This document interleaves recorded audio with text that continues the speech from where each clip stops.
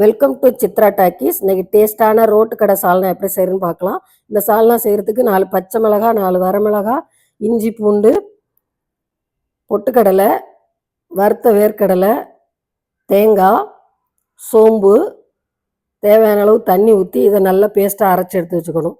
அப்புறம் சட்டியில் 4 ஸ்பூன் எண்ணெய் விட்டு சோம்பு போட்டு பொரித்து கொஞ்சம் கறி மசாலா பட்டை, நறுக்கின பச்சை மிளகாய், கருவேப்பிலை, வெங்காயம், தக்காளி இது எல்லாத்தையும் போட்டு நல்லா வதக்கி நம்ம அரைச்சி வச்சுருக்கிற பேஸ்ட்டு அதில் கொட்டி உப்பு மஞ்சப்பொடியெல்லாம் போட்டு மிக்ஸ் பண்ணி நல்லா தண்ணி ஊற்றி இன்னும் கொஞ்சம் தண்ணி ஊற்றி கலந்து விட்டு நல்லா பச்சை வாசனை போகிற அளவுக்கு கொதிக்க வச்சு இறக்கையில் நமக்கு தேவைப்பட்டால் கொஞ்சம் மல்லித்தலை தூவி இறக்கணுன்னா சூப்பரான ரோட்டு கடை சால்னா தயார்.